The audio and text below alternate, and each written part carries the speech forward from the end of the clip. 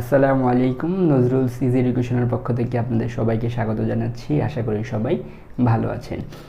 ভিডিওর থাম্বনেল দেখিয়ে বুঝতে পারছেন আজকের আলোচনার বিষয় হচ্ছে ক্যাপিটাল বাজেটিং বা মূলধন প্রাক্কলন পার্ট 2।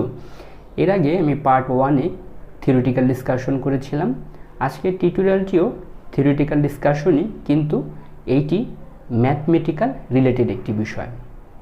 কিভাবে ম্যাথ করতে হবে এই অধ্যায়ে সেটিকে বোঝানোর জন্যই মূলত আজকের এই টিউটোরিয়ালটি। এই চ্যাপ্টারটি মূলধন প্রাক্কলন বা ক্যাপিটাল বাজেটিং এস.এস.সির অধ্যায় 5-এ রয়েছে এবং এইচ.এস.সির অধ্যায় 8-এ রয়েছে। তাছাড়া আপনারা B.B.A, M.B.A বিভিন্ন সেমিস্টারে এই অধ্যায়টি অবশ্যই খুঁজে পাবেন। তাহলে শুরু করা যাক আজকের টিউটোরিয়ালটি। আপনারা টিউটোরিয়ালের হেডলাইনই দেখতে পাচ্ছেন। আজকে টিউটোরিয়ালের হেডলাইন হচ্ছে ক্যাপিটাল বাজেটিং বা মূলধন প্রাক্কলন পার্ট 2 ম্যাথমেটিক্যাল বেসিক্স। মানে হচ্ছে অঙ্ক করার জন্য যে বেসিক্সগুলো দরকার হবে এই অধ্যায় থেকে, সেটি নিয়েই মূলত আজকের টিউটোরিয়াল। আজকে আমি টিউটোরিয়ালটিকে দুটি ভাগে ভাগ করেছি। প্রথমত আমি আমার হাতের ডান দিকের পার্টটি নিয়ে আলোচনা করব, পরবর্তীতে আমি বাম দিকের বিষয়গুলো নিয়ে আলোচনা করব।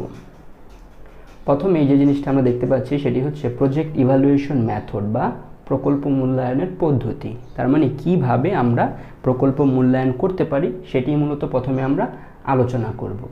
আপনারা দেখতেই পাচ্ছেন প্রকল্প মূল্যায়নের কিন্তু দুটি পদ্ধতি এখানে রয়েছে। একটি হচ্ছে ট্রেডিশনাল বা সনাতন পদ্ধতি, আর একটি রয়েছে ডিসকাউন্টেড বা বাট্টাকৃত পদ্ধতি। ট্রেডিশনাল বা সনাতন পদ্ধতির মধ্যে আবার দুই ধরনের রয়েছে। একটি হচ্ছে ARR বা গড় মুনাফার হার বা অ্যাভারেজ রেট অফ রিটার্ন, আরেকটি হচ্ছে PBP বা পেব্যাক পিরিয়ড বা পেব্যাক সময়।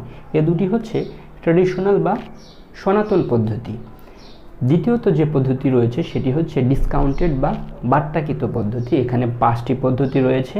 প্রথমটি হচ্ছে NPV বা নিট বর্তমান মূল্য বা নিট প্রেজেন্ট ভ্যালু। দ্বিতীয়টি রয়েছে হচ্ছে ইন্টারনাল রেট অফ রিটার্ন বা IRR, এটি বাংলা করলে হয় হচ্ছে আন্ত আয় হার। তৃতীয়টি রয়েছে হচ্ছে PI বা প্রফিটেবিলিটি ইন্ডেক্স বা মুনাফা সূচক। চতুর্থটি রয়েছে ডিসকাউন্টেড পে ব্যাক পিরিয়ড বা বাট্টাকৃত পেব্যাক সময়। আর পঞ্চমটি রয়েছে MIRR বা modified internal rate of return বা মডিফাইড আন্ত আয় হার। S.S.Cর জন্য মূলত ট্রেডিশনাল পদ্ধতি দুটি প্রযোজ্য এবং H.S.Cর জন্য ট্রেডিশনাল পদ্ধতির প্রথম দুইটি এবং ডিসকাউন্টেড বা বাট্টাকৃত পদ্ধতির প্রথম তিনটি, এই তিনটি প্রযোজ্য। আবারও বলছি, S.S.Cর জন্য শুধুমাত্র ট্রেডিশনালের এই দুটি পদ্ধতি প্রযোজ্য এবং ডিসকাউন্টেড বা বাট্টাকৃত পদ্ধতিটি প্রযোজ্য হচ্ছে H.S.Cর জন্য। H.S.Cর জন্য প্রযোজ্য হচ্ছে প্রথম তিনটি প্লাস বাম দিকের বা ট্রেডিশনালের দুইটি। তার মানে H.S.Cর জন্য 5টি পদ্ধতি কাজে লাগবে এবং S.S.Cর জন্য মূলত দুইটি পদ্ধতি কিন্তু আমাদের কাজে লাগবে। এই সবগুলো অঙ্ক কিভাবে করতে হয় সেগুলো আমরা ধাপে ধাপে ইনশাল্লাহ দেখব। এবার আমার হাতের ডান দিকে আপনারা দেখতে পাচ্ছেন এই অঙ্কগুলো করতে গেলে আমাদের যে বিষয়গুলো দরকার হবে সেটি হচ্ছে এখানে উল্লেখ করা আছে। এটির উপরেই ভবিষ্যৎ নির্ভর করে এই অঙ্ক আপনারা পারবেন না পারবেন না। শুরুতেই যে সূত্রটা আমরা এখানে দেখতে পাচ্ছি সেটি হচ্ছে ডেপ্রিসিয়েশন, বাংলা করলে হয় হচ্ছে অবচয়। কিভাবে অবচয় বের করতে হয়? অবচয়ের একটি ফর্মুলা দেখতে পাচ্ছেন, investment minus salvage value divided by হচ্ছে টাইম বা বিনিয়োগ বিয়োগ ভগ্নাবশেষ মূল্য ভাগ সময়। এই সূত্রটি যদি আমরা ব্যবহার করি তাহলে কিন্তু আমরা অবচয় কিভাবে করতে হবে সেটি জানতে পারব।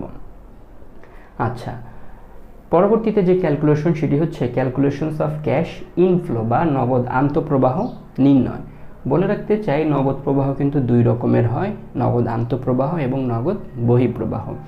যদি কোনো লেনদেনের মাধ্যমে আমার প্রতিষ্ঠানে টাকা আসে সেটিকে কিন্তু আন্তঃপ্রবাহ বলা হয়, ধরুন বিক্রয় করলে টাকা আসে। আর কোনো লেনদেনের মাধ্যমে যদি আমার প্রতিষ্ঠান থেকে টাকা চলে যায় সেটিকে নগদ বহিঃপ্রবাহ বলা হয়।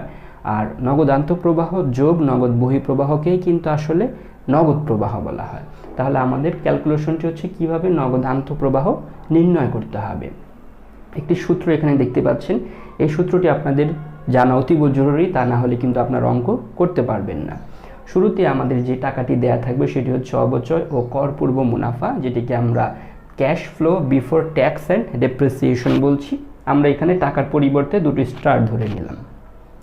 এখান থেকে লেস করতে হবে বা মাইনাস করতে হবে হচ্ছে অবচয়।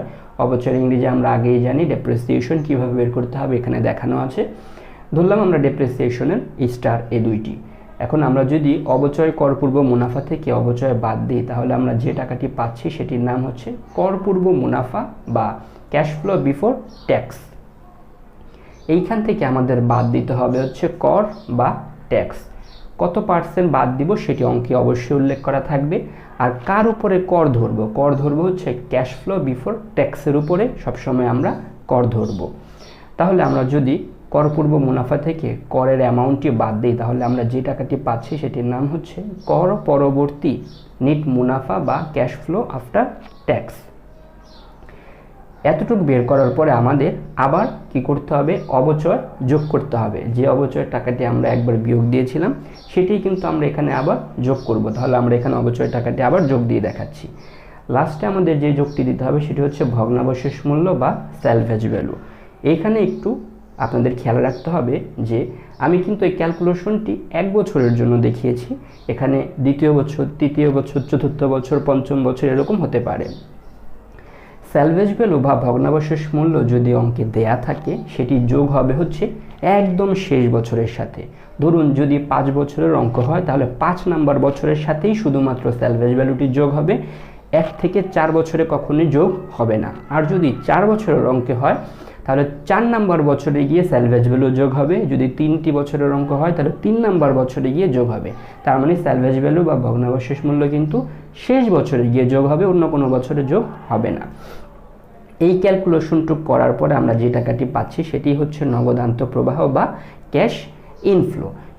এতটুকু পর্যন্ত যদি আমরা ক্যালকুলেশন করতে পারি তাহলে এই অধ্যায়ের অঙ্কগুলো কিন্তু আমরা করতে পারবো। অনেকের মনে একটি মাঝে মাঝে প্রশ্ন আসে যে অবচয় একবার আমরা বাদ দিই কেন, অবচয় একবার আমরা যোগ দিই কেন? অবচয় যদি আমরা বাদ না দিই তাহলে যে করটি আমাদেরকে পরিশোধ করতে হবে সেটি কিন্তু অবশ্যই অনেক বেশি পরিশোধ করতে হবে। কারণ অবচয় বাদ দেওয়ার পরেও যদি আমরা কর বাদ দিই তাহলে অবশ্যই আমাদেরকে কর কম পরিশোধ করতে হচ্ছে। এটি হচ্ছে মূলত একটি কারণ যে কেন আমরা অবচয় বাদ দেওয়ার পরে কর বাদ দিই, আবার অবচয় কেন যোগ দিই পরবর্তীতে। আচ্ছা, এখন এই অধ্যায়ের অঙ্কগুলো আমরা এখানেই দেখতে পাচ্ছিলাম যে 6 রকমের অঙ্ক এখানে আমাদের করতে হয়। এখন এই ক্যালকুলেশনটুকু যে আমরা করলাম, কোন টাকা কোন অঙ্কের জন্য প্রযোজ্য হবে সেটি অবশ্যই জানা আমাদের জন্য জরুরি। বলে রাখতে চাই এই ক্যাশ ফ্লো আফটার ট্যাক্স এই টাকাটি প্রয়োজন হচ্ছে আমাদের এই গড় মুনাফার হার নির্ণয় করার জন্য। তার মানে ARR নির্ণয় করতে অবশ্যই আমাদের কর পরবর্তী নিট মুনাফাই লাগবে। যদি আমাদেরকে কর পরবর্তী নিট মুনাফা অঙ্কে সরাসরি দেয়া থাকে তাহলে তো খুব সহজেই করা যাবে। আর যদি দেয়া না থাকে তাহলে আমাদের এই প্রসেসটা ফলো করে এই পর্যন্ত আসতে হবে, তারপরেই আমরা কর পরবর্তী মুনাফা দিয়ে গড় মুনাফার হার নির্ণয় করতে পারবো। আর বাকি যে 5টি দেখছেন এখানকার 5টি আর এখানকার একটি 6টি, এই 6টি ক্যালকুলেশন করতে গেলেই কিন্তু আপনার প্রয়োজন হবে হচ্ছে ক্যাশ ইনফ্লো বা নগদ আন্তঃপ্রবাহ। আবারও বলছি, গড় মুনাফার হার করতে গেলে প্রয়োজন কর পরবর্তী নিট মুনাফা, আর বাকি যে 6টি রয়েছে এই 6টি করতে আমাদের প্রয়োজন হবে ক্যাশ ইনফ্লো। যদি সরাসরি অঙ্কে ক্যাশ ইনফ্লো দেয়া থাকে বা নগদ আন্তঃপ্রবাহ দেয়া থাকে তাহলে সরাসরি আপনারা এই 6টি অঙ্ক করতে পারবেন। আর যদি দেয়া না থাকে তাহলে আপনাদের উপর থেকে বের করে আসতে হবে। এই ছিল আজকের ম্যাথমেটিক্যাল বেসিক ডিসকাশন। আশা করি আপনাদেরকে বোঝাতে সক্ষম হয়েছি।